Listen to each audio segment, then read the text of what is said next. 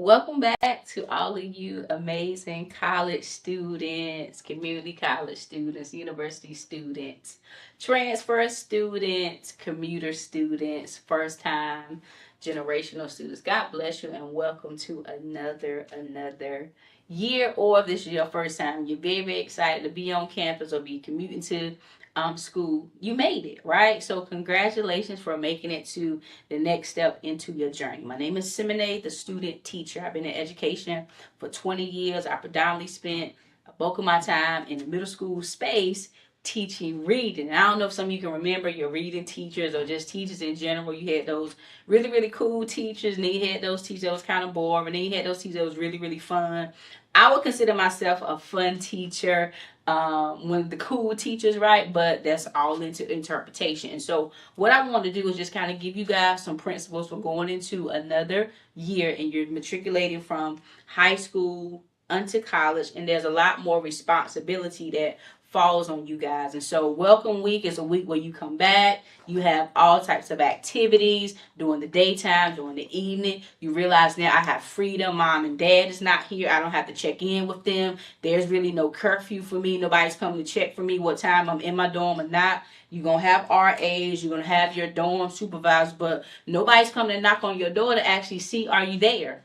And the other wonderful thing, but it also cannot be a great thing, is that they're also not going to come knock on your door to see if you're going to go to class in the morning, right? So, listen, been in education for 20 years, did some amazing things. I was awarded the Presidential Lifetime Achievement Award in April for all the things I've done in education, right? I've been speaking, I'm able to travel, I built really good relationships online, but guess what? It took me 5 years to get a 4-year degree, right? So, amidst all of that stuff, it took me 5 years to get a 4-year degree. I remember my freshman year, we have all this freedom. You can go out and do whatever you want to do. You can be great on college campus. And even if you're not staying there, the fact that you get on campus, you meet people, you're like a mini adult. And so I had a friend one day, we was taking this comprehensive science class, like a general science class. Our teacher was boring. I mean, with the capital BORING. Matter of fact, let me write down the board. I'm going to tell you how boring he was. This is how boring he was. Like big time. Real boring, right? And so one day, me and my friend, I had met her. I think I had met her in another dorm. We met up, you go to the cafeteria, you eat. If you're on campus, you're going to go into the cafe. Sometimes they have dining halls and student centers. So I was there and I met her through another friend. And we just became really cool. And we took this science class together. And he was boring, really boring. And so one day we was like, we should go get a tattoo. And I was like, okay. Now this thought we in class should be paying attention. We're not, because he's boring. And we get up and we go on Bragg Street. I graduated from a school called Fayetteville State University in Fayetteville, North Carolina.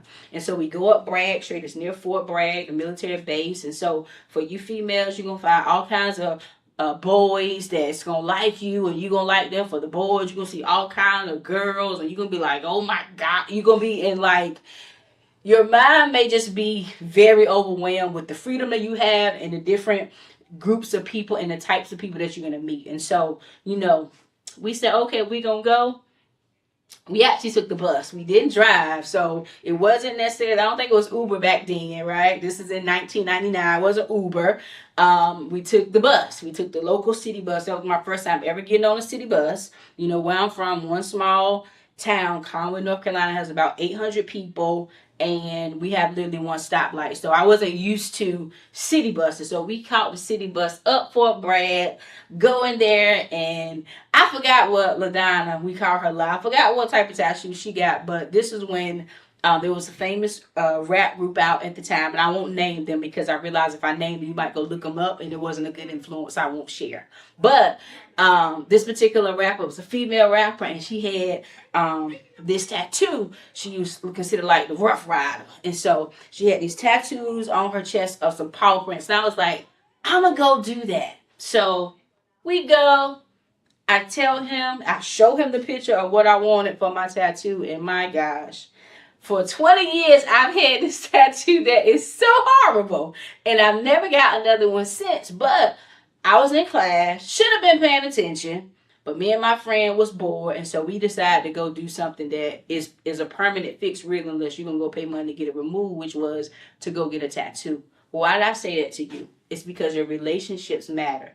Who you connected to absolutely matters. Sometimes we can be connected to people who they introduce us to things that we actually like, but it's not good for us. And so you got to make sure that you have the right relationships. And that ties in with the things I'm going to give you a short. I'm going to give you I'm going to give you one acronym and 3 short words, right? So remember I said, keep this in mind that the teacher was boring. Now, my mama used to always say, "You're not bored." And I used to be like, "I am bored." But I realize now we get to make choices. If something is boring, it's because we're not using our time in the most creative, in the most effective way. So here are the 3 R's that I'm gonna teach you really quick. So you have 3 R's. The first one is relationships. You're gonna meet people from all walks of life when you come to college. All walks of life when you come here, right? You got to make sure who is putting a deposit in your life, who is bringing positivity to your life, and then who is taking away, right? There was nothing wrong with my friendship with La at all, right? I thought that we had a really good relationship, and we actually did. But there was things that I was introduced through that relationship that when I look back on it now, I wish I would have never been introduced to it. So you got to be mindful of the relationships that you have, because your relationships, you can get involved with people who say, "Hey man, let's go to the library so we can finish our project," or "What work do you have to do?" or "Let's have a study group," right? That's going to help build you up and put you somewhere. Or you can get in relationships where they say, "Hey, Thursday night," because where I am in Maryland, I stay up the street from a college town called College Park.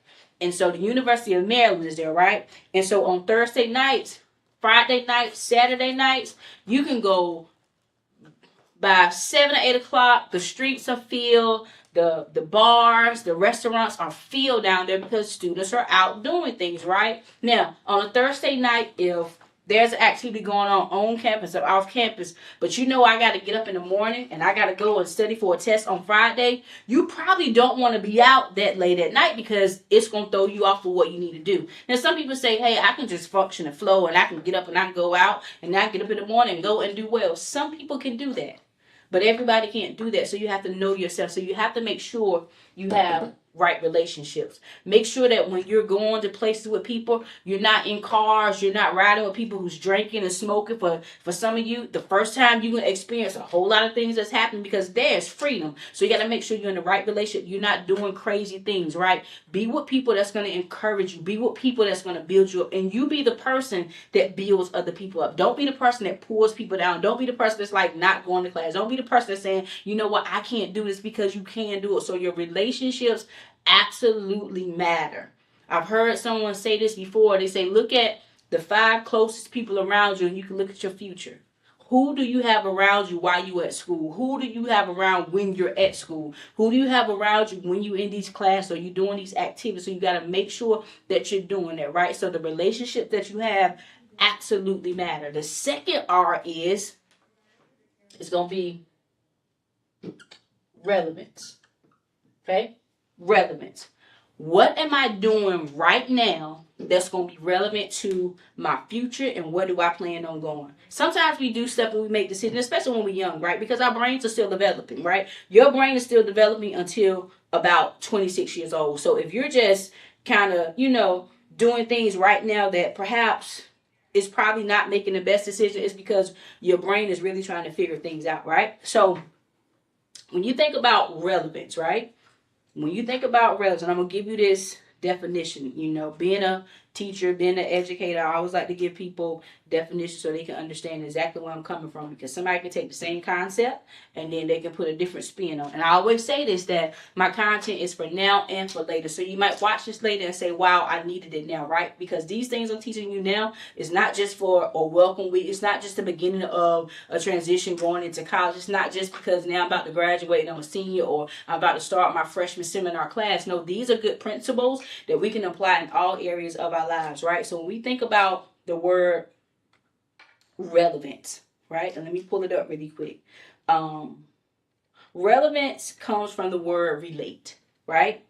How do I relate to something, and how is this going to be a benefit to me? So when you think about relevance, right? What is it that I'm doing? What is it that I'm saying? How am I behaving that's actually lining up with the things that I say I want to do? Does if this class that I'm taking, of course, when you first start off, you're gonna have a course load. Now you have to also know, listen, if you and when you come to school, sometimes the counselor's already set it up and you already have your schedule. But if you know I'm not a morning person, don't get an 8 o'clock class, right? How relevant is that to your life or your livelihood of you actually getting up, right? If you know that you are an evening person, try to get you some evening classes. If you know that I flow better mostly in the afternoon, get you some afternoon classes, right? So how relevant is what I'm doing going to be beneficial to what I'm doing later, right? So when we think about that, when it comes to the decisions that you make and the actions that you're going to do, if what I'm doing right now, is this related to what I'm doing? Is this related to where I want to go? When you think about when you get into your second and third, usually your junior, senior year, the class that I'm taking, is it actually relevant to the major that I'm trying to major in, right? The activities that you're participating in on campus, is that related to what you plan on doing when you finish, right? The things that you're doing outside of the school campus, are you finding activities? Are you finding ways to get plugged in? Are you a part of work study? Are you doing community service hours that's going to be relevant to what it is that you want to do? Once you start, maybe not your first year because you want to be focused and get acclimated to college, but maybe if you're in your second or third year and you're able to prioritize and juggle some things, find activities that's going to be relevant for what it is that you want to do, be relevant for your career. Start getting some experience now on the things you say you want to do. Being an educator, right? Practice, right? If you ever see a practicum or practice, right? I looked up the dictionary, and I know some of you probably don't know anything about an actual physical hard dictionary. I grew up on Encyclopedia Britannica, but I had a Webster or have a red Webster dictionary at my house, and I looked up practice. Yes, I was looking up practitioner, but above that it says practice teaching, right? Student teaching is practice teaching. I didn't go the student teacher route. I got out of college and I said, I need a job. I was going to go into journalism. I thought about law school. I was good at writing. And then my friend said, girl, they having a job fair down here. Come apply. They gave me a job to be a teacher. I was like, girl, what? I applied and lo and behold, I became a teacher. And 20 years later, I've still been in it, but I didn't go the teacher route, right? Some of you may be an education major. You may do your student teacher in your 12th grade year. Student teaching is practice teaching. I'm practicing what I'm about to do. And so essentially, I was a student teacher on the job. I was figuring it out as I went. You don't have to wait until you actually get a job to start practicing the things that you want to do. Just make sure it's relevant to what you say you want to do. So find opportunities on campus. Find opportunities outside of campus. If you are you are strong in your faith, get plugged into ministries that's going to be relevant for your spirit, man. Get plugged into different groups that's going to be relevant for what it is you want to do. Don't just come to school and want to party. Don't just come to school and just waste your time. When you think about finances and money, I'm not sure your situation, right? Credit card companies are going to start to come. Do not sign up for that stuff unless you're very aware of what you're signing up for. It's not free money. You have to pay that money back. So when they start sending you offers to your dorm room and to your college mailbox, like, don't get excited. Oh yeah, we can go and splurge on this, but just know you have to pay that money back, right? How relevant is this spending or what I want to spend right now? How relevant is to what I actually need, right? Because sometimes we do stuff because we just want it. And I'm still learning that as an adult. So I can tell you these things because I actually lived it. And then the third one, right? We have relationships. We have relevance. And the last one, I hope I spelled it right, is resilience. Being able to bounce back when things happen to you. I told you guys that it took me 5 years to get a 4-year degree, right? 5 years to get a 4-year degree. I think the only person that really believed in me that I was going to finish was my mom. I think my family kind of thought, oh, she's not going to finish. You know what I'm saying? So I had to bounce back after my own setbacks. My first year, I got a partial scholarship to go to Federal State University. I was supposed to do work study and community service hours. I didn't even do that. So I lost my scholarship. That's why I'm telling you, you got to prioritize your relationship. Who are you around? What are you doing? The decisions that you make, the place you going, is it relevant to what you should be doing? My friend that I told you about, we could go to the clubs, we can go get high, we can go drink, we can do all these things, but I didn't even go and do my community service and I lost my scholarship. Smart, right? Real smart, right?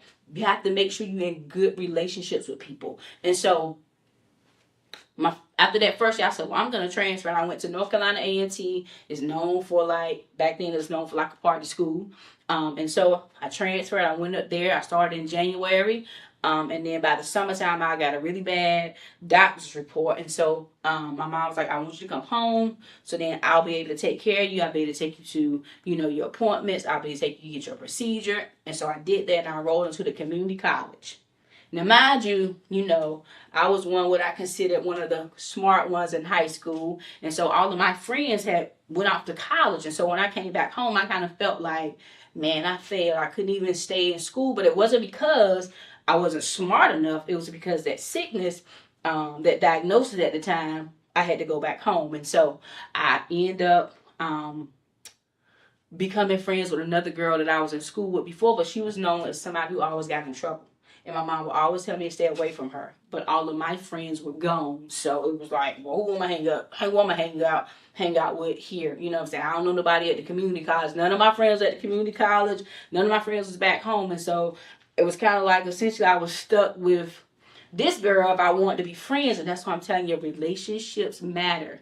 My life went downhill. I finished that year out at community college and I transferred back to the school that I originally started at, which was Federal State, and I ended up finishing. I ended up getting a bachelor's degree in English and Language Arts, and then 10 years later in 2014, I ended up getting a master's degree in Christian Studies focused on youth ministry, right? But it took me all of these times and through all of the sickness. There was death. There was, lack of money. There was, lack of security and good relationships. And so you have to be able to be resilient and bounce back. And I pray that that's not your story where you have to experience all these things, but it could be maybe you're studying and you're really working hard and you don't get the best grade that you needed to, right? You will have to bounce back. Maybe there's a course or class or test you might have to take over. Because remember I told you that boring teacher, right? Well, honey, me and my friend both failed that class. We had to take that joint over. We didn't even get a D. We got an F. I remember I was home doing winter break and my transcript came into the mail. So now I'm pretty sure you can just go look online. But before they mailed that joint to your mama house, right?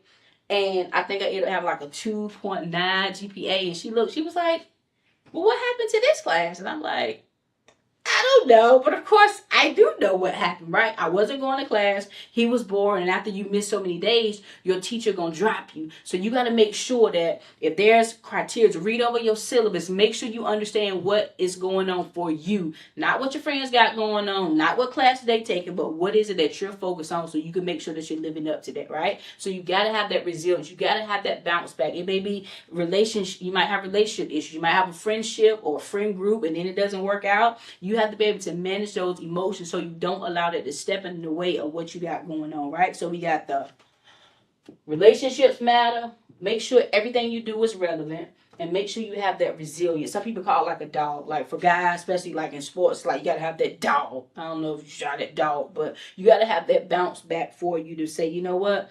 I'm going to be able to do this. And I'm going to leave you with these 3 last things. It's called A. I'll put them in black. A, B, not C. A, B, L. A is for acceptance. B is for belonging. And L is for loving. Let this kind of be like a checklist when you get ready to think about the things that you're going to do. A is for acceptance. B is for belonging. And L is for love. Acceptance obviously comes from the word accept, right? We take the A-N-C-E-R, accept. When someone accepts you, that means they willingly take you in. They willingly want to engage with you. They accept you. You got to get environments where people accept you for who you are.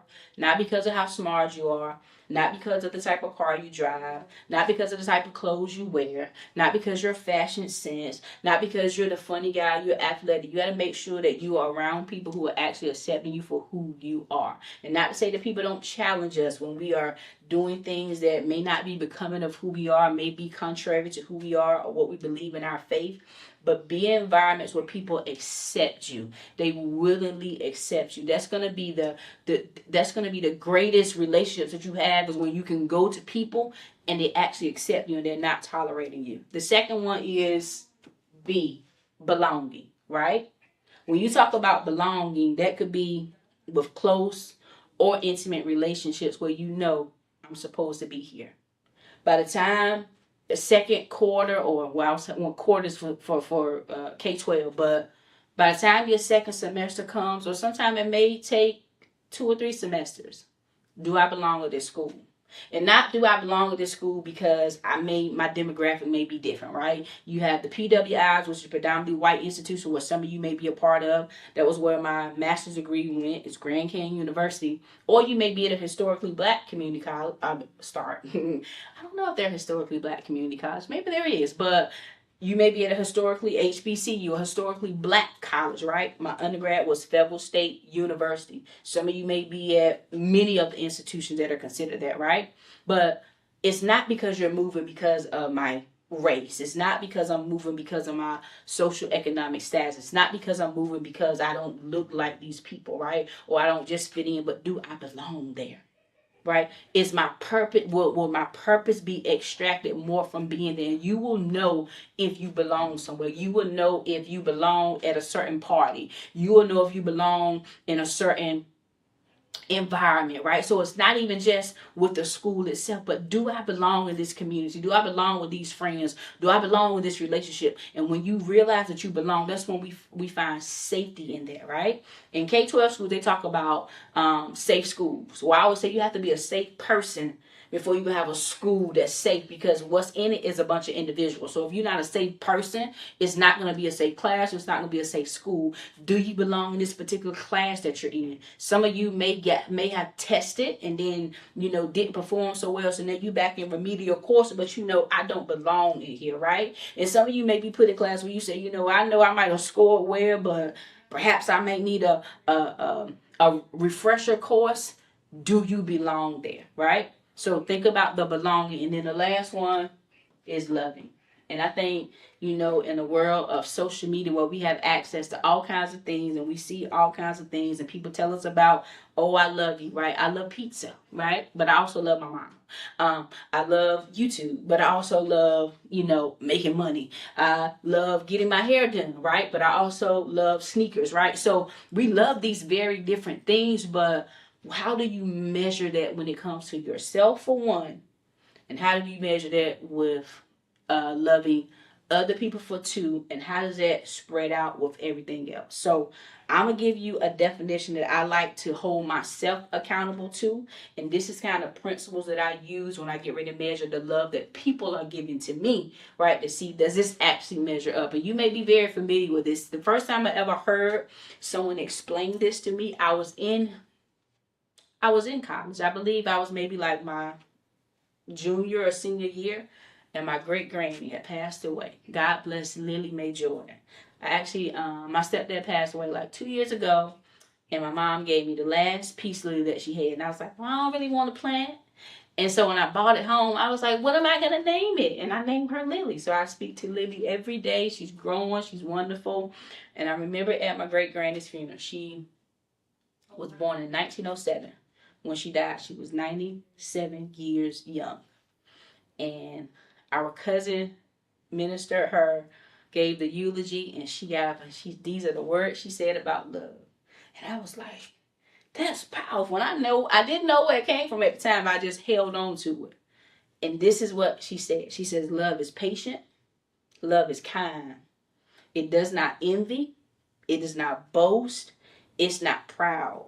It does not dishonor others. It is not self-seeking. It is not easily angered. It keeps no records of wrong. Love does not delight in evil, but rejoices with the truth. It always protects. It always trusts. It always hopes. It always perseveres. And then she said, love never fails. And so when you think about love, use it as a standard base. Are people protecting me? Are people, can I trust people? The people that I'm around, do they give me hope? The degree that I'm studying in, the certificate that I'm trying to get, does it give me hope? Right now, I will share with you the my faith base, right? It's either God will get the glory out of your degree or the enemy gonna get the glory out of your degree. So you got to decide, how am I gonna even use what I'm learning to be a benefit to not only myself and not only to my community, but it's something that God's gonna be pleased with me, right? Once you get to school, don't neglect your faith, right? Your standard should not change because you're in a different environment. You should change the environment because you have standards that sometimes your classmates or your teachers or your professors may not have, but you are the person that can actually hold your standards. Nobody, you can't expect someone else to meet somebody at school and they're going to hold your standards up for you, because again, you have all the freedom in the world you want right now. You can literally do what you want to do. And your parents probably won't know. Your aunt probably won't know. Your uncle probably won't know. Your grandparents probably won't know. You can spend all the money that they done sent you that's supposed to last you for a month or 2 weeks. You can go blow it in one day and call them and say, I need more.